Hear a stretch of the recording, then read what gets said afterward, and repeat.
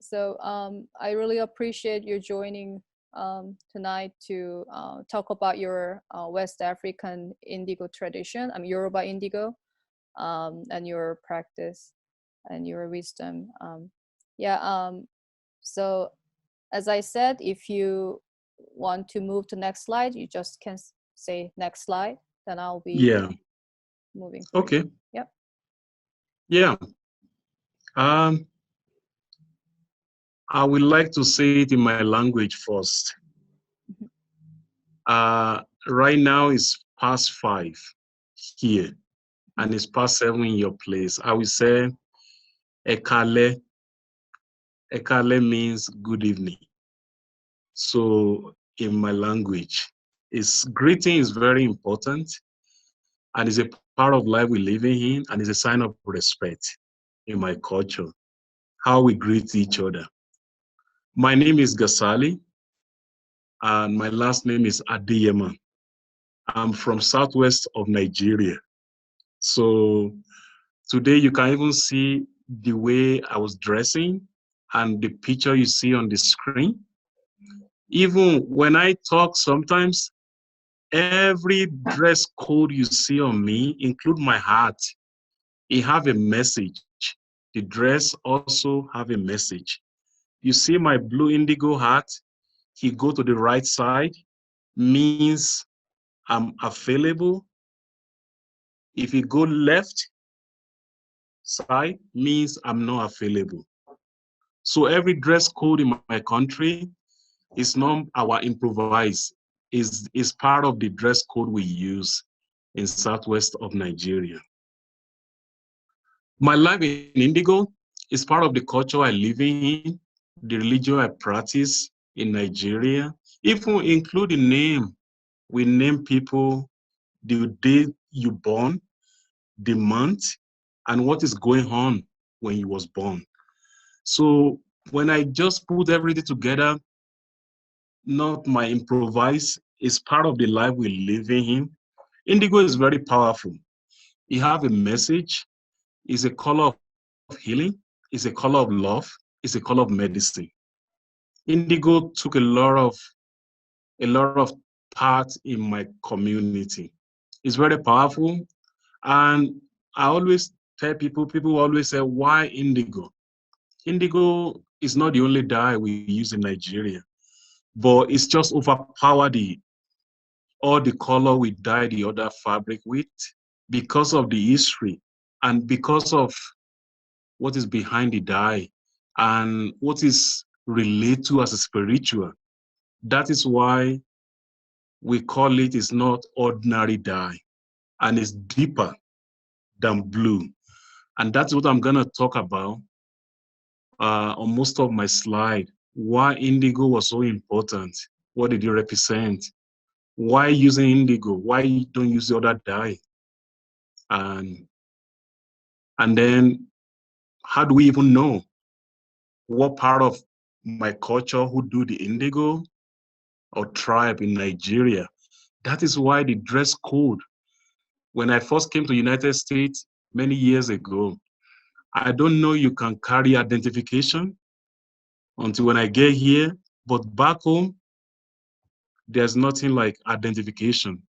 The way I dress, if I travel to north, to east, from southwest, people, they already know I'm from southwest. I'm Yoruba.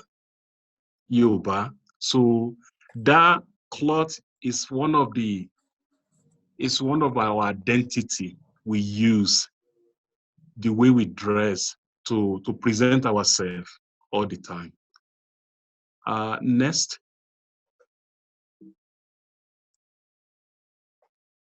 And I love to share the map of my country, but sometimes I feel like a lot of people know where Nigeria is, but people already been there. Some people travel to part of.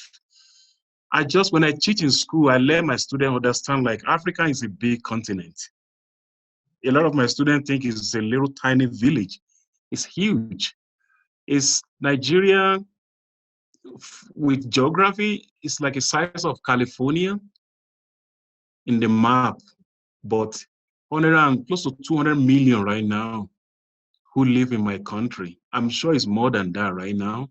So it's a dry season place, it's a rainy season place. And we speak really big three language, which is Yoruba, we speak Igbo, and then we speak Hausa. English is part of our language we speak, but they brought it to us from when British colonized my country, England. So what I'm really proud of is in Nigeria, we have like almost 250 dialects we're speaking from the village to after the village, after the state. But Nigeria sits on top of 46 states in my country. And every tribe have their own dialect. Every tribe, people even sometimes when they close to my face, they saw a little mark in my face. Even the mark, tribal mark is what we call it. Even we apply the design of our tribal mark on the fiber as a design. So when you see how this is related to our life and what we practice in the community, people say, oh, why do they give you tribal mark? Because they give it to me when I was a little kid, 6-month baby. Because back home in the olden days from my 6th to 7th generation century, nobody have TV. We don't have any, social media. But the only my grandparents listened to back in the day is just only radio. When somebody get lost, they go on the radio in Africa and then they announce, oh, we've been looking for Gasali, he's 5'11", he have 1 in his face. So anybody see me on the street, they just grab me and say they've been looking for you. So that is why we give the mark on our face. My mom have like 10, make 20. I have only one straight down, one straight down. And also tribal mark is so our identity, like the fabric we wear, to let people check your face like, oh, he's a Yoruba. Because when you go to North, it's a different form of mark on people's face when you come to Southwest. But on East, I don't really see so much tribal mark on their face. That's only tribe I can speak of. So Nigeria, my country is very rich in culture, and music and art is a very big in my country. And that is why indigo grow wide. People always ask me, Gasali, do you have your own indigo farm? I say, I don't. I don't grow indigo. They just grow everywhere. And the one amazing people, when people travel to Southwest or in Nigeria, you can see indigo in the market where people were selling the ball.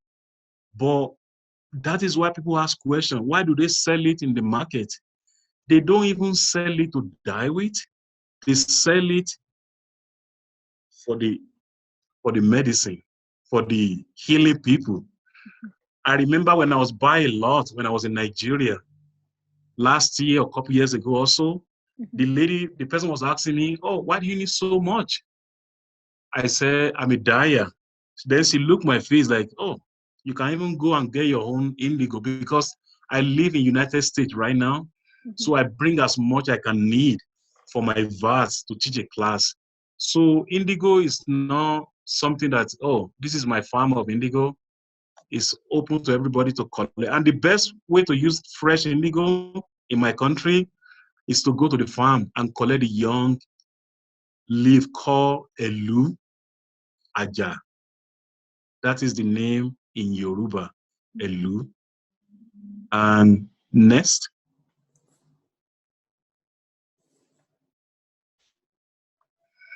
And this is where my story began. Iyamako Atiba, Iyamako Aredu, and every every every place they do the dye in different part of the world, in Mexico, in Japan, in India, a lot of people like that, a lot of country, they have their own indigo god. To my knowledge, this is the name of our indigo god, this woman right here, the statue, Iyamako, because there is a confusion. There's a little But my great-grandparents, they know that something was called Aru, which is called Indigo. So how do we even be able to identify it? So this is how the story of this woman came up, Iyamapo Atiba. So she's the first woman who helped us identify what is indigo, was even the actual plant. Because in Nigeria, we have two different kinds of plants. One is called Elu, the other one is called Ijokun. Even we have a song we sing, it's called Ijokun. Oh, wọ́n ṣèṣe ẹ̀lú aró ló láṣọ ìjòkùn o. Wọ́n ṣèṣe ẹ̀lú aró ló láṣọ. Ìjòkùn is a fake dye. It's a fake plant. But aró, ẹ̀lú, is a real dye. Back in the day, we thought ìjòkùn was a dye we're looking for. But when we prepare the dye vat, what happened? It's so rich, it's so dark, it's like real blue. As soon as we wash it, we're trying to use a lot of wood ash for alkaline to set the dye, but it never stayed. But when I was a young kid going to school back in the day, we use a jokun, the vine, it grew like a beans we eat. So when I was in school, our teacher always asking us like, we want to color our writing board in Nigeria. So before our teacher used a chalk. So that is what we use to color the writing board. Now it's still going on in Nigeria. So this woman, Iyamapo, she's the one who helped us. How did he even help us to identify the dye?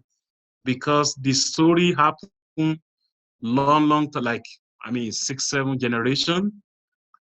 She lived, that is why the water next to the other statue in your right side, she lived in the village, but the acid here, the water run behind the house. So every fall, when we go into the Harmattan season, when it's getting to the fall, so indigo lose their leaves on top of the water behind his house where this woman was living, Yamapo. And so she want to get the water. Of course, that plant, that leaf has been sitting in the water for several days. I'm sure she's been using that water every day, but when it reached to 6 or 5 days, she want to use that water again. She reach it with a piece of calabash. As soon as she get inside, she look at her husband like, oh, what is going on? She just find out like his hand is turned to blue. She's like, oh my God, I think this is the plant we're looking for. So since then, that is how people even say, how do you know how long you need to soak the dye vat? This our God, Iyamapo, you see the statue, she's the one who find out the plant sit on the water for several days.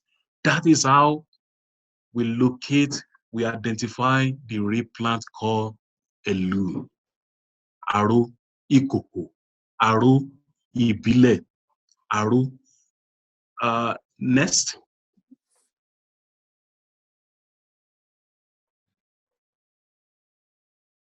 My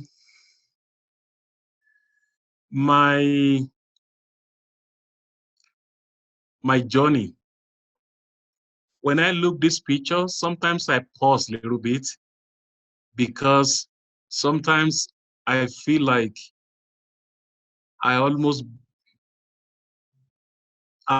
cry because when I look back my journey, especially my mother, she's not with me anymore now. She made a transition last year. I was very lucky to see her last year because I go home every year to visit my mom because I don't believe I have enough about indigo history. So whenever I go home, I always sit next to her feet because sometimes she question me, why do you need all this? I said, Mom, well, it would be great if you can give it to me, because if he died, if he left with it, I mean, what do I know? So what I find very interesting is I don't normally stay with my mom only. I travel to a lot of places in Nigeria, because when you go out to speak to a different Daya, you hear different story. My mother, she's a midwife. People call her Iya Ọmọ Wẹ́wẹ́, the mother of all children. When somebody have a little thing going on, she know what kind of plant you can mix together with the black soap. So my father was a healer too. So he's not with me anymore, but my brother, who I was nursed when I was born as a third child, he take my father's step. So I follow my mother's step. My mother, she was my first teacher, because that's how she introduced Indigo to me when I was a young kid. Indigo, people always asking me, what make you become a dyer? Why do you choose that direction? Because back home, even in the world many years ago, people doesn't see a man as a dyer. They think it's a job is for only women. But 90s, 80s, I won't say 70s, around 80s, 90s, then you see men like me. We came in through. Even when I go home, people ask me all the time, who's your mother? I run to a lot of challenge, like, because when you call yourself as a dyer, they look your face like, I thought it's for women. But also men, we all get involved, like my generation, which is great. And the beautiful, my teacher on the right side with beautiful hair tie with batik, that is Nikki, who I study with. Sometimes I don't call her my teacher, I call her my mother, because she took me in. I look at both of them, they are my mom, because she gave me life. I spent good 10 years, not to study about artistic form. I study about life, how to move forward, and how to preserve the tradition. I learned a lot from Nikki, because she let me know this is our identity. This is what we have.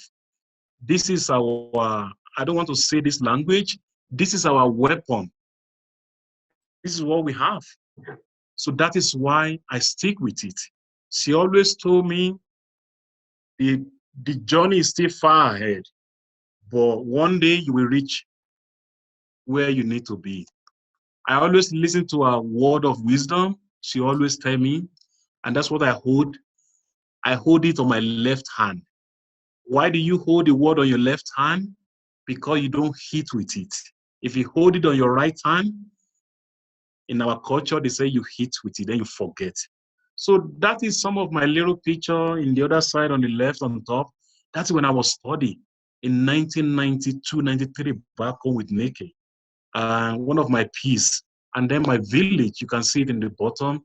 I do quitting. You can see I make my own fabric with batik. I use beeswax. I use paraffin wax. I mix both when I was studying at Nikki Center. There's a lot you can learn here. So my journey is it's not only my journey is very long. People have a journey longer than me. But what is my father told me when I was a young kid? He always told me when you wake up in the morning, and it's like a word of anything you do in life, just stick with it. Because if you don't stick with it, if you love what you do, keep doing it. Because if you don't do it, if you left it, it's gonna sit right where you left it. It's gonna keep punching you, like pinching you, like pick me up, pick me up. So my artistic career, my father let me know it won't be easy. There's a lot of bumpy road. It doesn't mean you need to run away or just keep going. One day you're gonna see a light in the tunnel, like in the hole. And I stick with it. And which is my journey is is, I mean, as I said, Mhm. it's a lot of challenge. And especially, I thank both women you saw on the screen, my mother and Nikki. They both raised me, they give me life, they make me preserve the tradition, which I was keeping with me today, and which I was willing to live with my children as well. Next. This is this is my passion. I love to teach, and also I like to share my tradition, and I like to teach other people how much my culture mean a lot to me, how it's very important in my culture, especially the fiber, which is indigo. And that is my way of, I said, to let me passing the knowledge, because somebody passing their knowledge to me, and I don't want to be waste. So I like to give it to other people. That is what I said, there's no secret. And when I look back to my knowledge from my great grandparents, I believe that a lot of art we make in Nigeria, in my country, I'm sure it's not only in my country, we make everything from recycle, because my family, even we don't have enough money to buy supply like materials, like, so that is why you can see how making art, making craft in back home in southwest of Nigeria with our grandparents, our generation of century. So they use a lot of recycle, something they can find handy, include the grass. It grow everywhere to tie-dye with. Even when I go back to which I'm gonna go in now soon, to the front of my PowerPoint, even we include the cassava, tapioca. In Japan, people say they use, I don't know if in Japan or part of the world, they use the rice paste for resist. So cassava, tapioca is one of the highly food we eat in Nigeria. So that is my question I throw to my mother. Why use cassava? What make you think of cassava will be resist? He said because they have a starch. And that is how, something we can find handy. And we grow cassava. We make bread. We make all you can eat. We fried it like a little potato fries. And it's very highly food. And we cook a lot of recipe from cassava. Even in South America, I'm sure they use a lot of cassava as well. And also we paint as a fabric. So I go to a lot of school. I travel globally to pass the knowledge. So you can see even the one far right on top. I was in Kolkata in India. They used to be ex-capital of India, like a couple years ago. So I go all over to talk to a lot of people about why fiber art was so important. What is the message? What is the symbol? What did it represent? It's all about the life we live in, and everything we practice, we do every daily basis in my country. And that is the design we apply as the symbol into the fabric. And also, to me, when I talk to my parents, it's about a lot of things has been happening in the past. So when I grow up, I saw a lot of pictures on the fabric, like it's like a king, like a mayor in my hometown. It was a king in 1909, 1940, 1920. So he gave me knowledge like, there's a lot of life he's been living before I was coming to this planet. So that is the goal. And, to be honest, when I look fiber art with indigo, with the design, with everything we apply in the fabric in my culture, it's a way of make people understand that life is very special. And what is happening after the life? That is why we celebrate the death. When people not with us anymore, we celebrate them all the time. It's not only in Nigeria. When I even visit in Mexico, I've seen that. People create a little altar in their room. The same thing since when my father left us, my mother left last year, we do the ceremony for her every Thursday. So to celebrate her life. So passing knowledge is very important to me. It's what I'm still doing, which I'm still going, except when the COVID hit like last year. So I've been doing a lot of Zoom teaching, a lot of Zoom talking, recording and stuff like that. So, and I would still love to keep teaching and passing my knowledge to generation after the generation. In school here in New Mexico, I go to all over school here and talk with the kid because a lot of people, when my father said, you think your farm where you grow your food is the biggest farm in the world. But until when you go to somebody else's farm, you say, oh my goodness, now I know. So when I came to United States, that is why I encourage a lot of young students, a lot of young people. Africa is a huge continent. Even adult people I teach in so many craft schools in United States, I said, come see us. Come visit us in Africa. You don't have to come to Nigeria. You can even go to Ghana, Mali, Senegal, all over the Africa. I think it gives you a lot of the way I call it gratitude, how you appreciate, because people doesn't have so much and they still manage to stay happy every day. Even when they Google, like, which country is the most happiest country in the world? Nigeria is number one. People like, really? I say, yes, because it's what we have. Next. And now I'm going slowly. Aro Ibile, which is only the word I wrote. Indigo. Aro Ibile means natural, with no toxic, no chemical, good for the environment. Aro Ikoko. Because there's so many dye in Nigeria, in my country, when people ask you, oh, I finished your fabric, what color do you want? Like my mother, I remember when he asked people to make a little tie-dye or something for her. She said, oh, I want aro ikoko. I want aro ibile. So, which means indigo. We don't even call it indigo, but that is one name in English.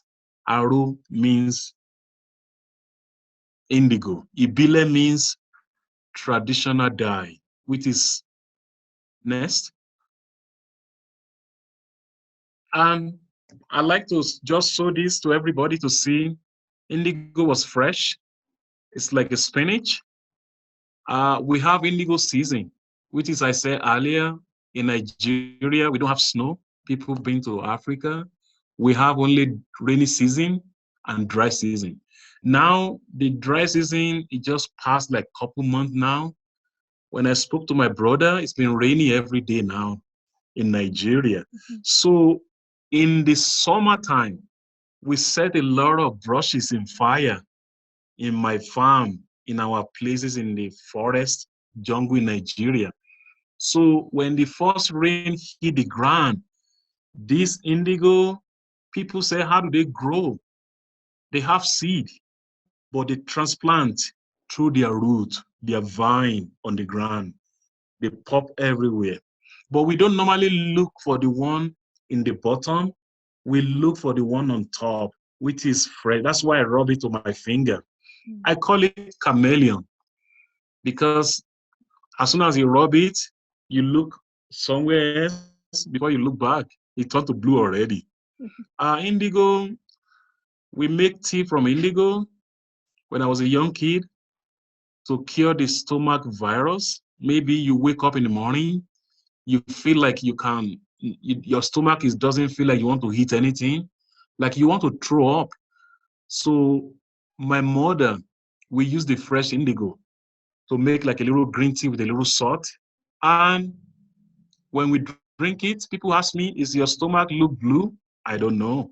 But my tongue, I can see it turn to blue when I drink the tea. And as I said earlier, indigo was a healing. It's a ritual which is connected to our spiritual purpose. And which I'm gonna keep talking when we go to forward. Next. And color of love, color of medicine. The dry ball, why do we make it to dry ball? Because you have a season. But when you break that ball, before we make it to ball like that, we call it Eru. Eru Abaje. Abaje. Eru means wood ash. Because back in the day, in the setting, even right now, some place in Nigeria, we use wood ash to make black. It's part of what we had into the black soap or to take a shower with. And wood ash is very powerful. We don't even wash with any chemical soap in the olden days. Even till now, some people still use wood ash to wash the cloth. That is our alkaline to prepare the dye vat. But right now, in the olden days, things little kind of move to little, which doesn't change anything about the indigo fermentation in my country. But back in the day, we used the cocoa, the chocolate cocoa shell. That is when they take the seed out, we dry it, and we burn it to little ashes. That is what we soak in the water to prepare the dye vat. Next.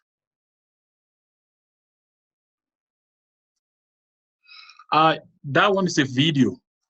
If you want to play it, that's fine.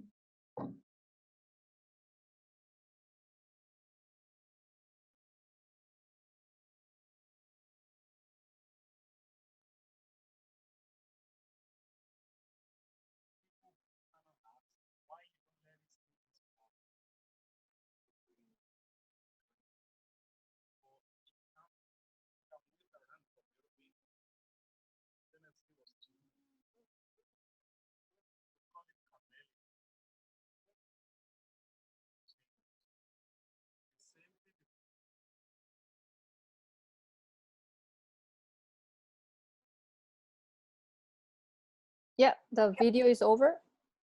Yeah, it does. You want to talk about it a little bit, or you want to move to the next slide? I think I said a little bit about how it changed, Right. like a chameleon. But the thing is, a lot of students say, "Oh, can I keep it like that green?" I say, "Oh, I hope I have a magician. I can let it stay green." Yes. But he can't. He need to oxidize. Thank you for letting me talk a little bit about that, because people say, "Oh, how long do I need to leave my fabric in the dye vat?" You can let it sit all night to the next day. It doesn't make any difference. How did it make difference? You oxidize. You take it out. Then the more you take it out, you put it back in. It's like a bread and tea. It's soaking in. Like it had more blue after blue on top. And people commission me work sometimes. They say, "Oh, I just want the sky blue." I say, "Only one dipping? Are you sure?" They say, "Yeah." But our mentality is we keep dipping after dipping like 15 times. Like it look like a black. Because the more you add more indigo to it, the more it lasts you for a long time. That is our mentality back home in Nigeria. Next. And you can see in my hand, when I took it out, that is one of my dye vats. It looked like greenish, but when you wait like couple, maybe like less than a minute, then when the hair was oxidized to it, then it started to change. Then when it dried damp, then I put it back in. But if I was doing cassava, tapioca, it take more time. And cassava can only stay in the dye vat for only 5 minutes because it was a resist. It can fall out easily. But batik, tie-dye, it can stay as long you want. It won't be any problem. Next. And I like to do a lot of research. I said earlier, I took a trip to Ghana because in part of Africa country, Nigeria and Ghana, we are neighbor. It's like 12 hours drive. So when I go, I don't even like to fly. I just drive on the road. But before Ghana, Benin, Togo, then Aflau, border of Ghana and Togo. Then I drove in. So northern part of Ghana, that is where I experienced this. Because people say, oh, so in northern part of Nigeria, why do they bury the dye pot on the ground? Why don't have it on the surface? Because of the weather problem. It can be little drop in northern part when it's little cold. Of course, we all know Indigo doesn't like about that. So this is make me my mind blow. Like when I was in Ghana, I said, oh God, oh goodness, because in northern part of Nigeria, you're gonna see in the next slide, it's the same thing. The way they do the dye vat. But in Southwest, you will see our pot, the only one we care about is to make sure we cover the dye vat so it doesn't contaminate with anything. Why do we do that? People say, oh, they always dye under the shed in Africa because the bird, they flew around, they carry a lot of seed on the amount. You don't know if they can drop anything because indigo is very sensitive. Anything can contaminate to the indigo, it can change the whole vat. That is why when I travel all over the globe, I always make sure I have the right banana next to me all the time for my sugar. Just in case if I teach class when there's no sunny, it was very cloudy and it was foggy and it was raining, because indigo need a bright sky and then sunny, and that is why it's very rapidly, and it make your job even easy when it was sunny. That is why I choose New Mexico, Santa Fe. Everything dry really fast. That's Next. the location where you currently reside, right? In Correct. America, yes. In America. And the same thing you see in northern part of Ghana, the same thing in northern part of Nigeria. So I combine the whole thing. Like Ghana is my neighbor and Nigeria is northern part. But the way they do the dye there is different the way we do it in Southwest in Nigeria. And a lot of people ask me, what do you do with your leftover vat when you're done with it? There is nothing go waste on the indigo when we prepare the dye vat. People say, oh, really? Like what? You throw the what? No, we don't. Because anybody you visit in my country, my brother was a healer. He's healing people. He's a medicine man. So when you go to his house, he always go to the dyer, indigo people. When they have a leftover dye vat, when you go inside his house, it's in the lot of little bottle, stack them in his house. Why? Leftover of indigo, we call it osuku. Osuku, aru. Osuku means the weak vat. We use it to healing. If somebody hits something, I don't like to say sometimes like a poison, something like you feel like your stomach was not the same like your stomach you have before. So Somebody hits something and then they keep like rolling on the ground, like they feel the pain on their belly.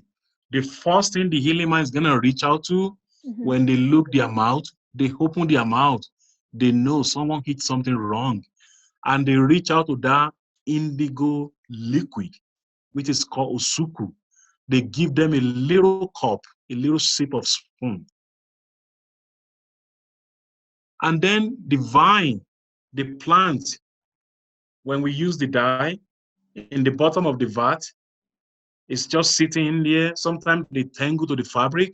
That one, when you go to Nigeria, when you visit the dyer, you see them on the tray. They dry them on the floor. When I was in Nigeria, we are doing the blue alchemy with Mary Lance. We walk into this dyer in Osogbo. We saw the plant on the ground. We said, oh my God. I know what's the reason why she was doing that, but Mary was asking the woman like, oh, why do they dry the leftover indigo stem? I said, the medicine man is on his way to pick it up.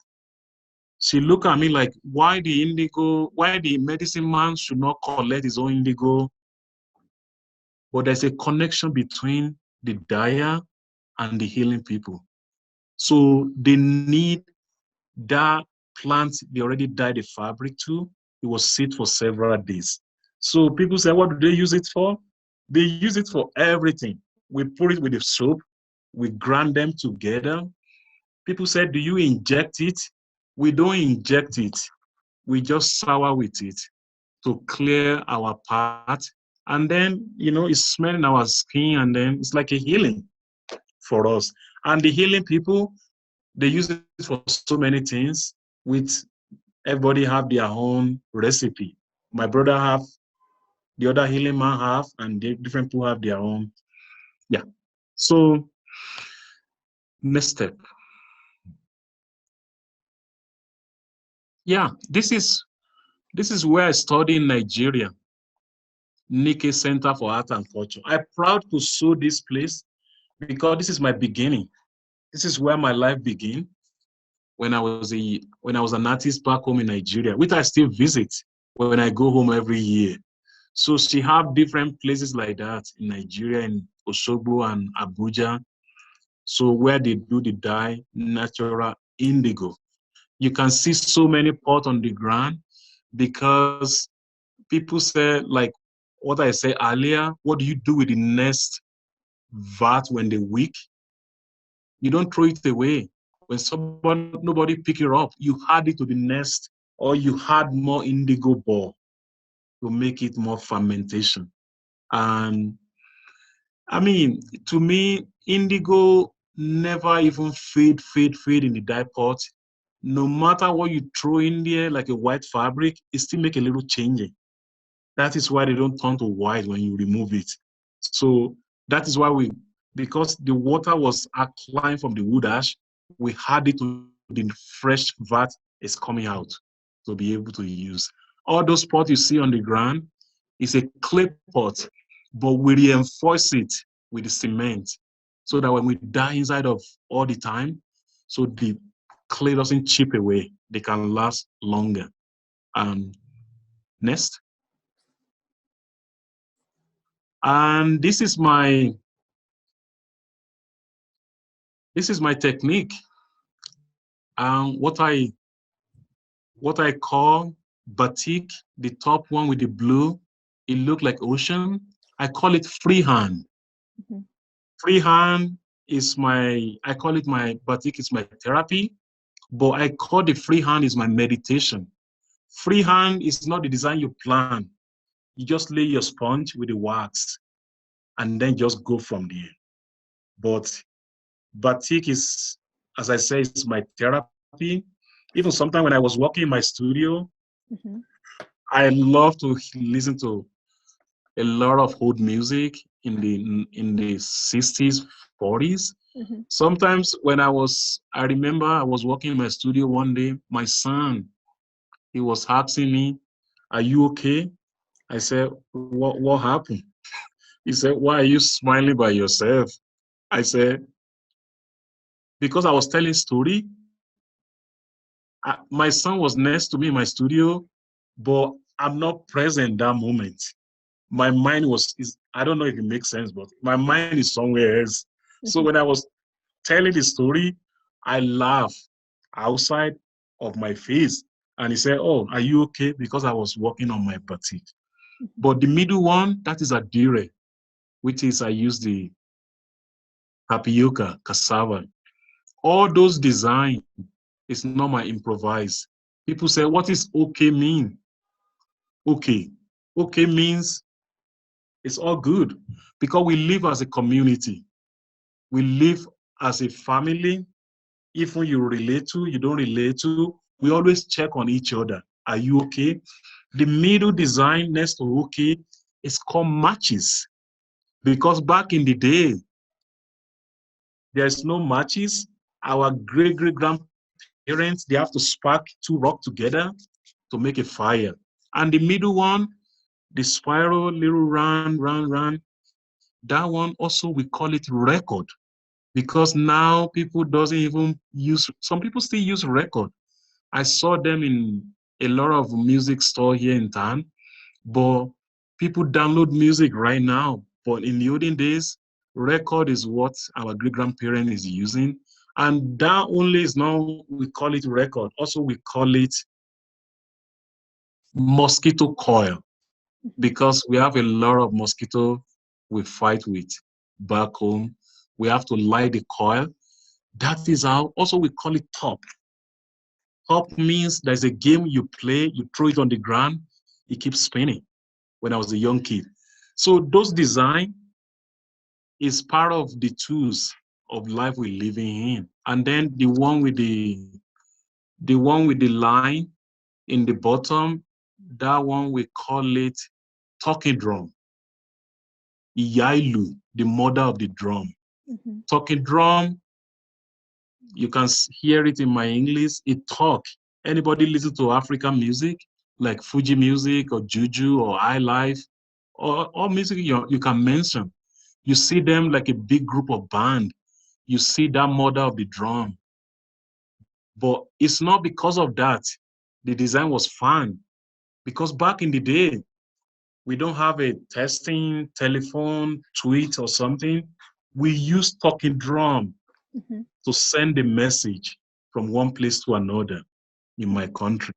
When the king in my village want to send a message, he send a drummer out to go tell people in the village.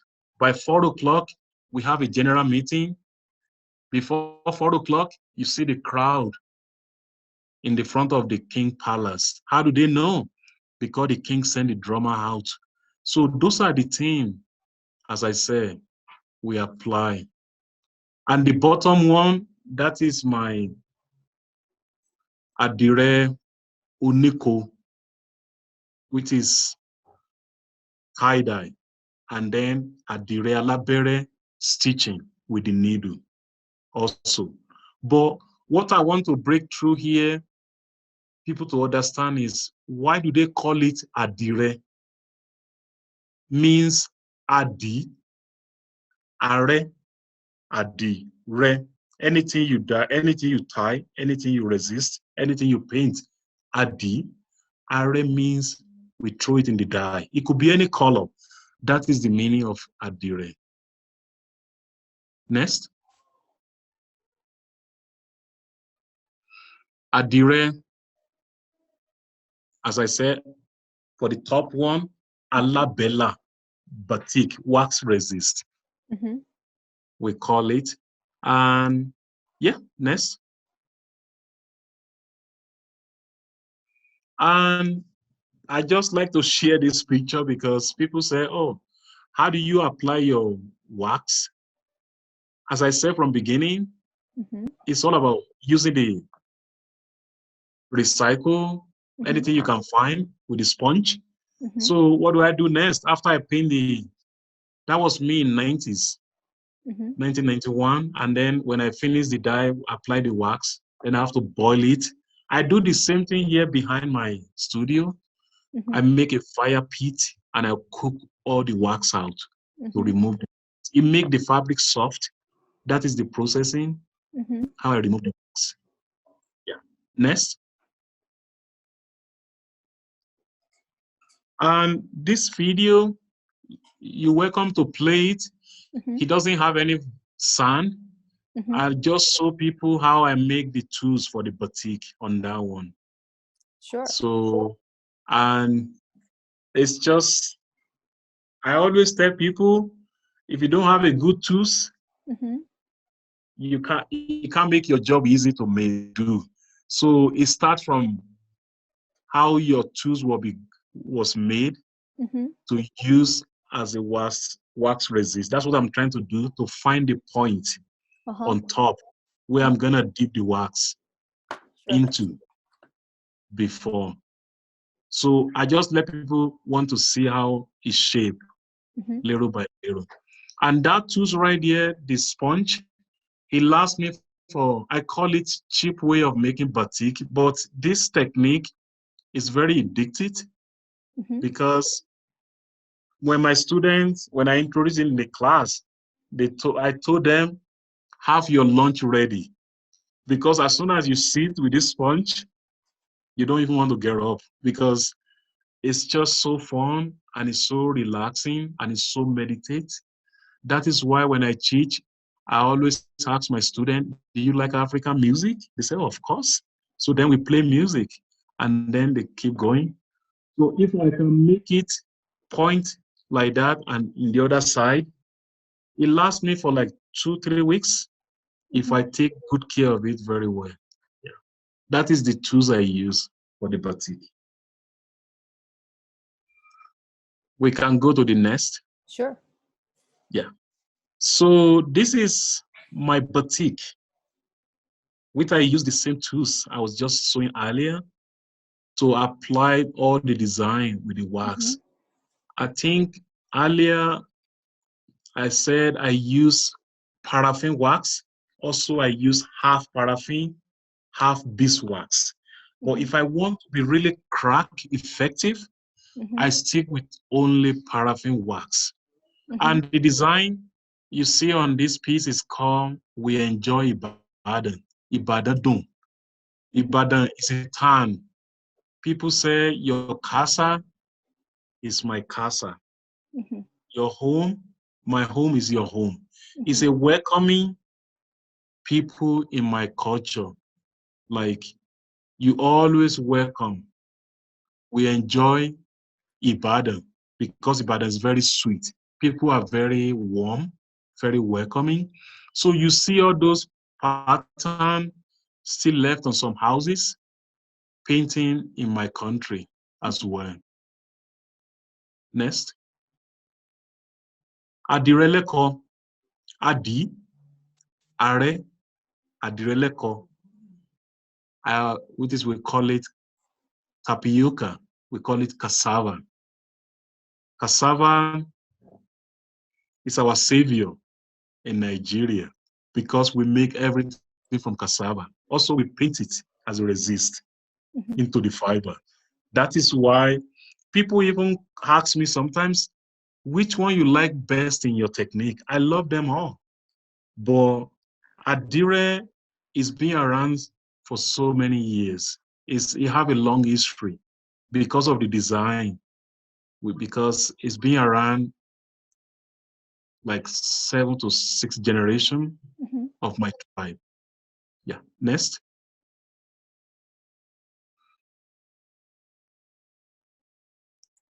Okay, sorry. Yep. Now, this one, can you still see me? Yes. Okay, so this one, I like to show this because people say, how do you prepare the cassava? This is how we make it. Because after cassava took like 2 to 3 years to harvest. Some of them is a year and a half before we pull out the tuber from the ground. The one we're doing right now, we soak it in the water for 5 days. They get soft. We have to crumble them on the stone. We have a lot of big stone around the village. But you have to sit there all day, because if you don't sit there all day, the bird, the white bird is gonna come and heat everything up. You don't want that. So that is how it's a very labor intensive to get to the cassava powder. And it's in the open market. You can buy it, and it's just, when I grew up, that is my mainly very popular, what my father was growing to feed us as a young kid when I was a little kid back home. Even when I grew up, before I left home, even when I go home, I still eat cassava. We call it laughing. Laughing, because when I wake up in United States, people say, oh, do you drink coffee? No, I don't drink coffee. People say, how do you wake up? Because back home in Nigeria, laughing is something we make. We call it fufu, and it's very hot. So in the morning, we put it in a little bowl with the soup, with the okra, all kind of soup. And then when you heat it with the spicy, with habanero, so that spicy, it's like, it's bigger than drink coffee. Because when you heat that, you keep sweating, your head is keep smoky because, I mean, like steam. So that is part of, like, we grew up, because our diet, our food recipe in the morning is different to different part of the world. So cassava is one of the recipe we use for breakfast in Nigeria to eat. And yeah, next.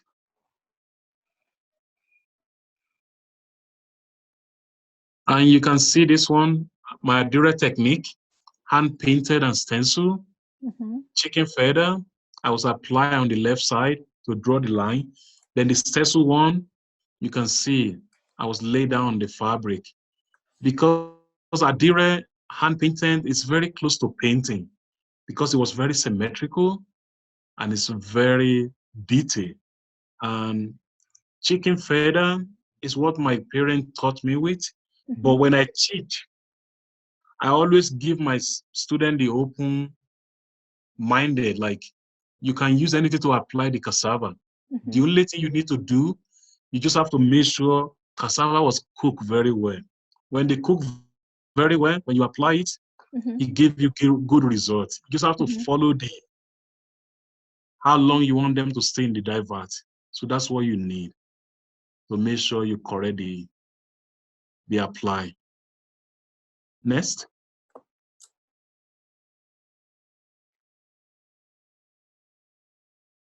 And you can see again, before and after. Very wet. You need to dry for a couple days. So before, and I trying to explain to people more, you can't put the cassava when you apply it in the sun to dry quick.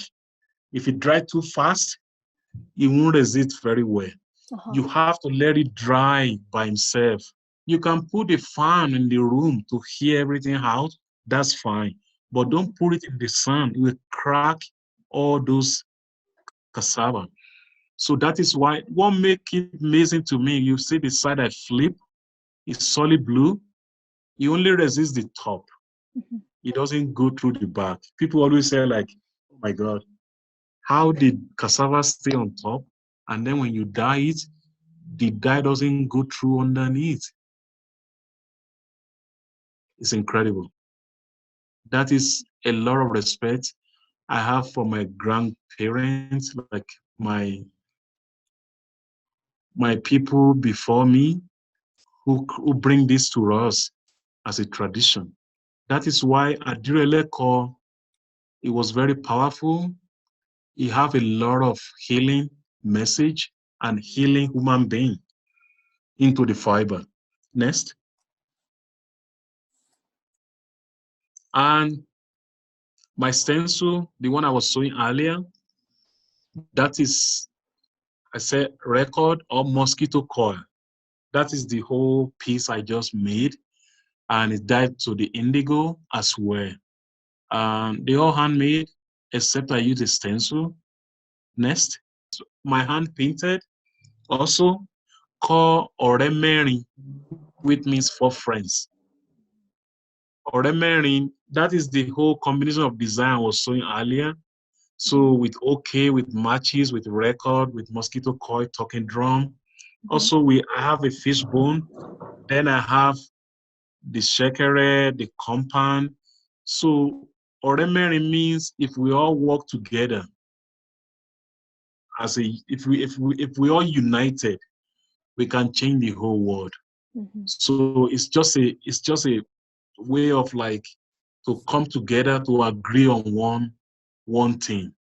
That is oremere means. Oremere ki yara won. Next. This one is called, which is on the screen, Sumbebe, lift up your bead. It's one of the design, also is traditional, because even in United States, some women wear the bead on their waist. Back home in Nigeria, I mean, in not only Nigeria, all the part of Africa, when people dancing, you can hear the rhythm, the noise of the bead on the waist. So lift up your bead means I don't want the fight of your boyfriend or your husband because your bead was showing when you're dancing. So that is why they want you to cover up your bead. But it's not your fault because when you're dancing, when you do music, or there's a spirit already enter people's life, they are not themselves anymore. You can see them fly everywhere when they hear the music, the drum. So they don't even know when they lose their wrapper between that bead. People rush them sometimes. They wrap that wrapper on them so quick because they don't feel like anything was losing from them anymore because the spirit of the drum, it entered their body. Yeah, next. Adire Uniko Alabere tie-dye. So Uniko grass. Also, you can use any string to tie with. Alabere also called stitching. We use hand stitching with needle. Also, we use machine stitching. But I myself, I train to use hand stitching. Adire alabere. So adire alabere and oniko, also tie-dye with grass and stitching by hand, is one of the traditional design. It's have a long history and it's been around for so many years. Also, that is why people, when they see our work in Yoruba land, they say, oh, it looks like shibori. Yeah, it's form of technique of shibori, but we don't really call it shibori in my country. We call it the name I was present in the front of the camera. Uniko means grass, tie, alabere means stitching, tie-dye. And what I let people understand more when I teach is when you hear tie-dye need more muscle. The more you tie it, like what I was wearing right now, it's all little dots. But if I don't tie it very well, the indigo, any color will find its way to go inside and not let your design see very well. And I have a little video coming up right now. Sure. Like it's not too long, yeah. They This can one, see right? how yeah. Just hold it, and then 1 inches down to your left, and then another inches down to your right. Then you go again, 1 inches, left, right. Then you go again, and see how it looks. Then you grab it, and you push it back. Take the grass, you have to leave this much out. Then you go, 1. You cannot too close to the top because it will slip out. Then you go again. You see a little space I left in between. It creates margin. So my hand was holding it. And I bring it. Then I bring this in to knot it once. very too tight, then you knot it twice.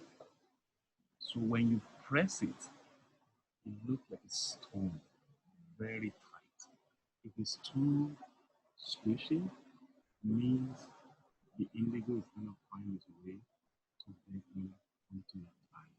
Then you took your scissors and then kind of trim it.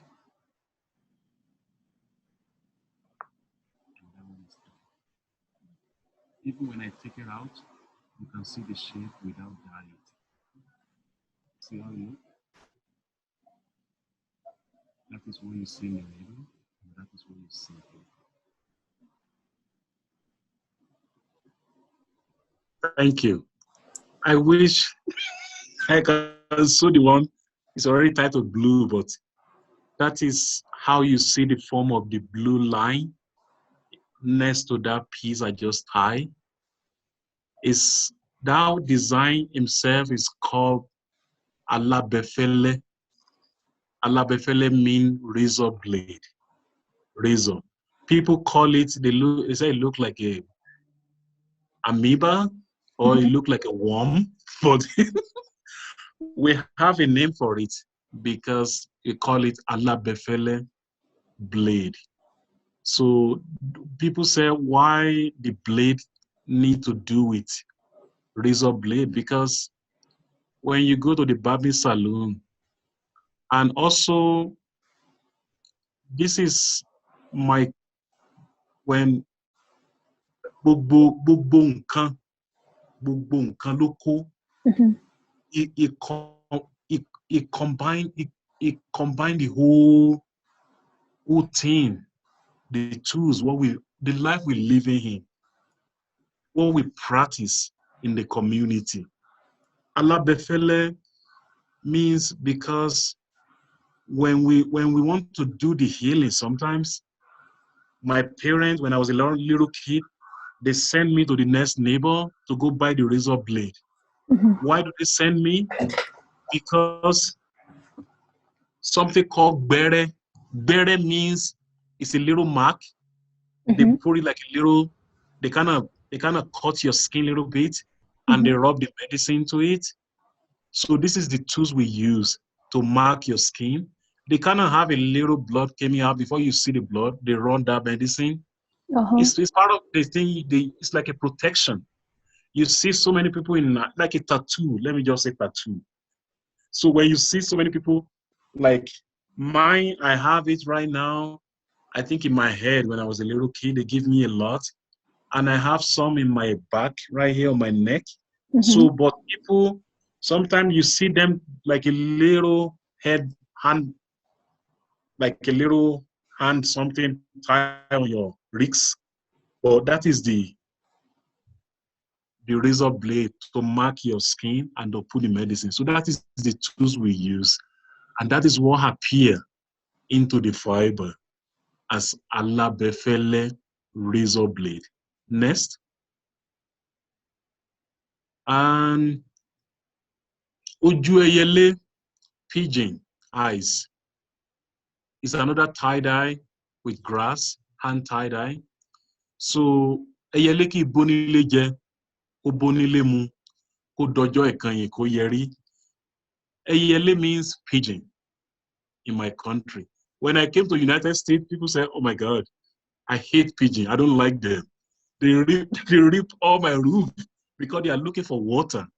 But pigeon is a loving bird. That is part of why I said before in the dye message, like indigo is the color of love. Means when your life is good back home, the bird, which is called pigeon, eyele, they always stick with you. But when your life is a little downside, they don't left you alone.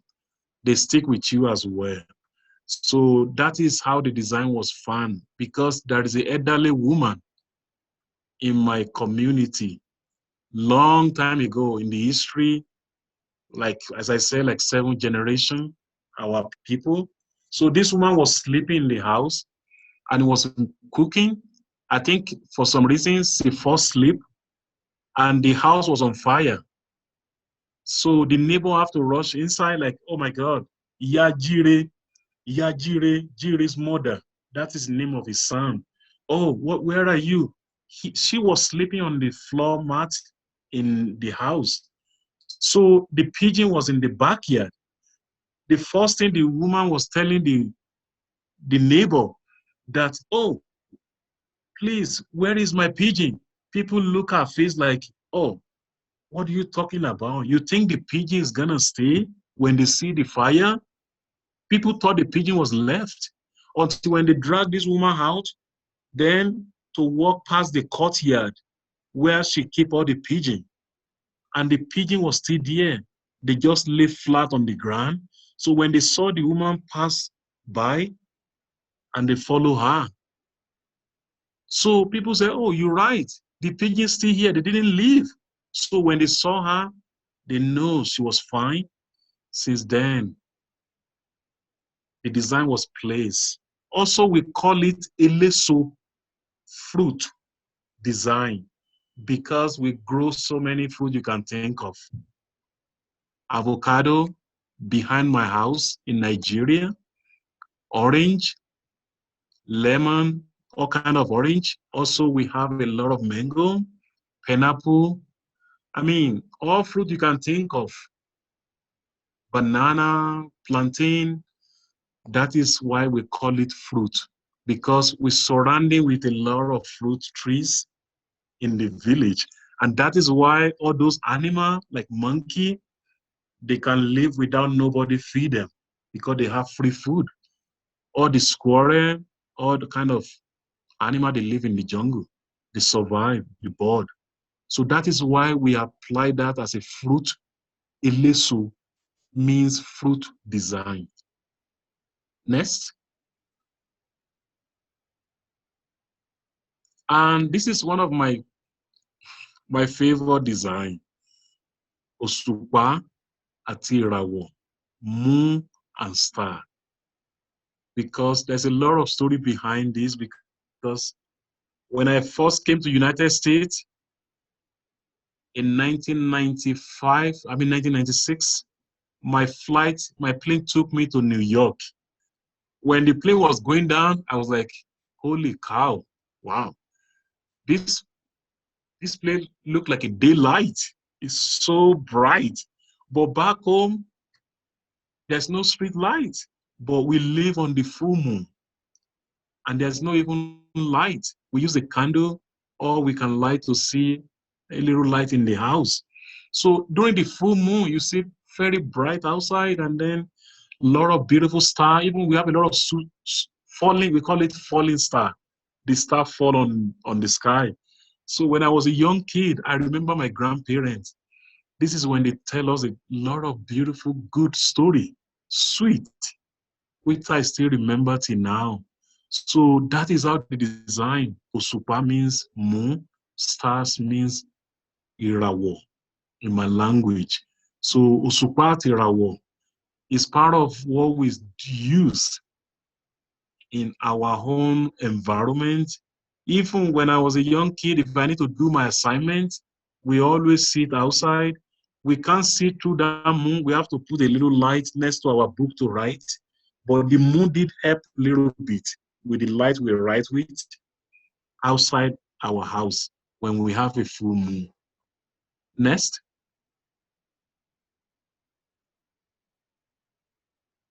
And the sun art,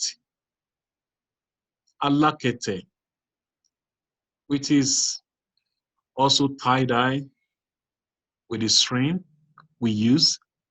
We call it fila, alakete. So it's one of the tie-dye.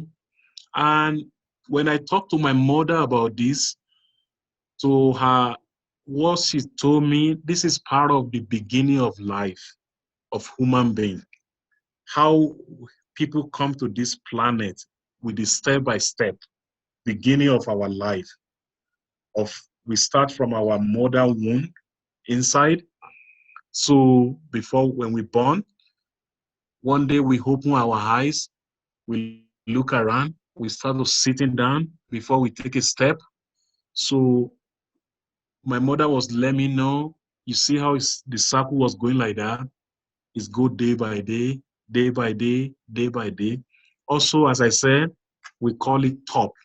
It's a game. You throw on the ground, you keep spinning, run, run, run until when it stops. Filler. We have a name in Yoruba. We call it Abeti Aja. Abeti Aja means dog ear. The hat we wear is different to the one I was having in my head right now. It have a flap coming down on your head. Then you kind of roll it up because sometimes the weather drop in Nigeria to like 50 degree. It's a little chilly in the morning. We wear kind of hat. So that is how the design was found.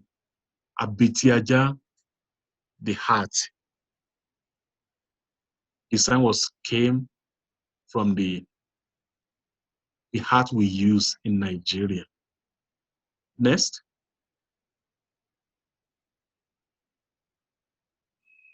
And Ikorita Meta. Ikorita Meta, which is, I call it plantain, we call it crossroad, and also Igugunweja, fishbone. So the design you see right here is a stitching. And I call this piece, when I give a talk, it's a healing technique, because Ikorita Meta is a four-way stop sign. When you drive, you see the stop, stop, stop on the road. So in Nigeria, when you go to that junction, you walk around, you see a lot of sponge everywhere on the middle of that stop sign, four-way stop sign. So it's a spot. We do a lot of healing. People, people looking for a better way of life, but we have somebody we have to go to reach out to in my village. People, they see what we don't see. When you walk in, before you explain your issue to them, they know what is going on. So what they ask you, they say, can I see your left hand? Then you give it to them. They look your palm. They read it. They say, oh, okay, sit down. We can take care of that. So the next thing they're going to let you know, they will give you, you don't have to go to that junction. But if you require the junction, they will ask you, take this soap with 2 gallons of water, with a little bucket and a little bowl. But you have to do it like in the middle of the night when nobody can see you. So when you walk in to that junction, you have to keep talking to yourself. The reason why you want to go take that shower in that junction, because you're trying to clean yourself for a new life. So when you finish, you left that sponge in that junction. You take your water, then you go back home. Then you go back to the healing man. You told him that, or you told her, she or he, oh, I did it. Oh, does anybody see you? Nobody. Then you have to believe. People looking for job, 20 people apply for one job, but you want to get that job. A lot of people, they don't know why they don't fit in. People say, I don't know why people doesn't like me, why people hate me. What do I do wrong? The healing man said, we can fix it. All those kind of things. That junction, Ikorita Meta, is a way of we healing ourselves. And then we call it plantain.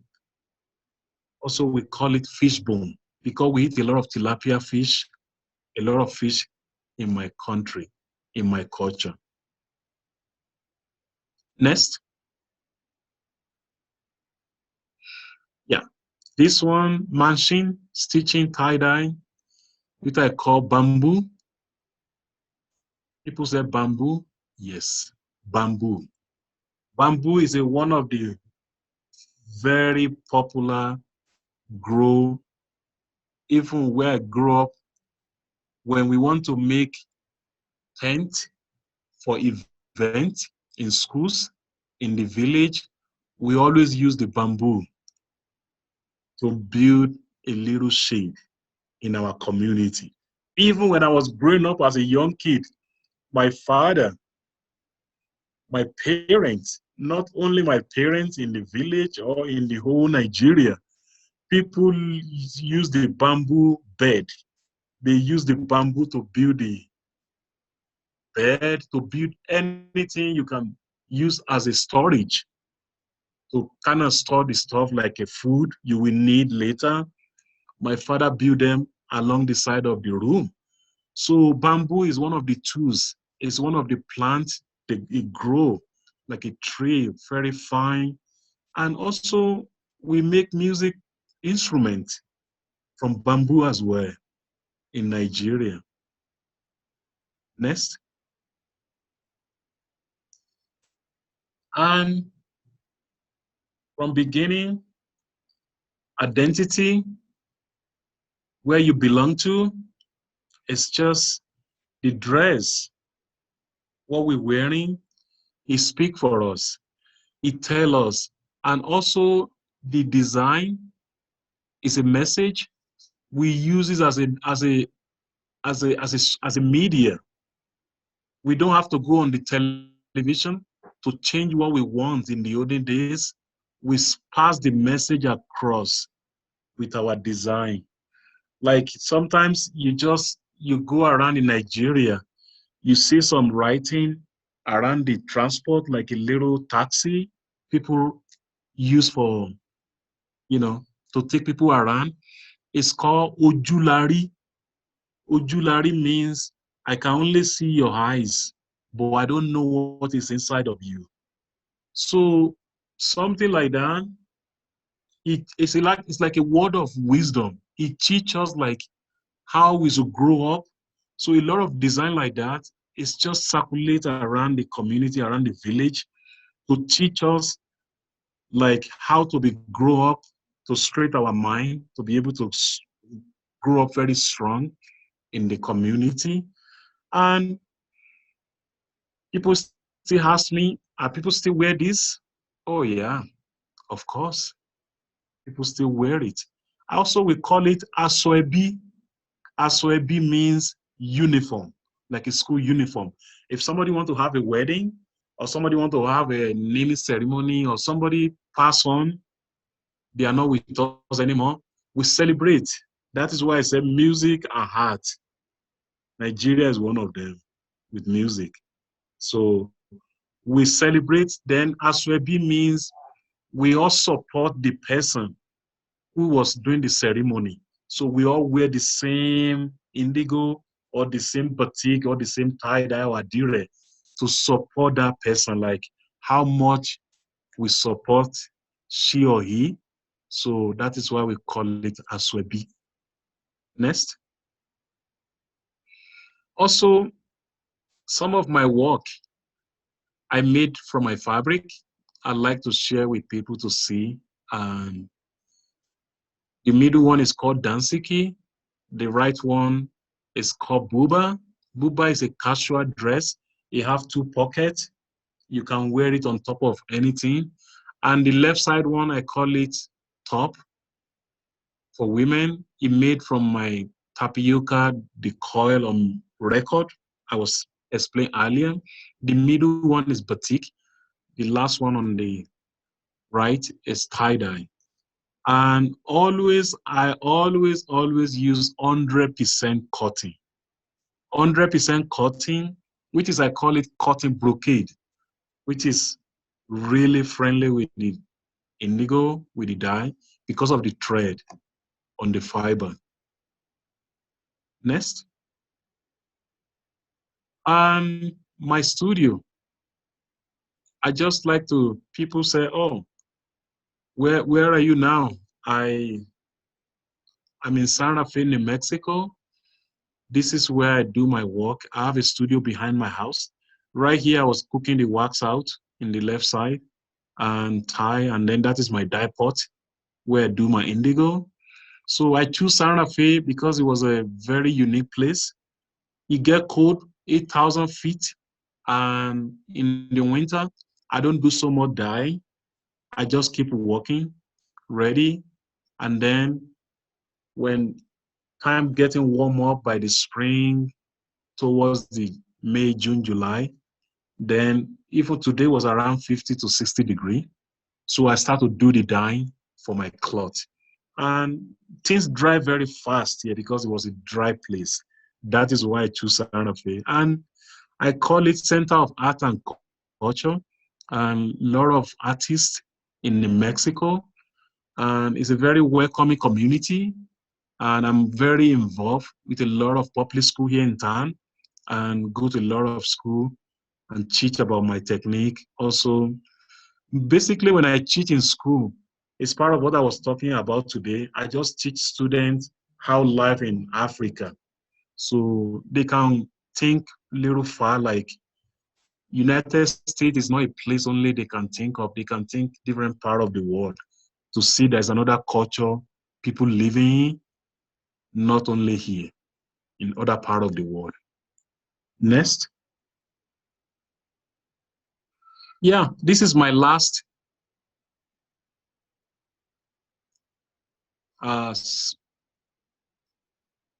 PowerPoint, my lab in Indigo. You can see the hand was moving together, bring us together. And to me, when I look the Indigo, what is so impact in this life, it brings us together and he unite the world like a spider. We all connect like a spider web. No matter where you come from, no matter what is color of your skin, we all put the same hand in the same vat. And I experience a lot when I travel to teach. I've seen students when we're teaching, she was just crying. I said, why are you crying? I'm sorry. Is anybody hurt you?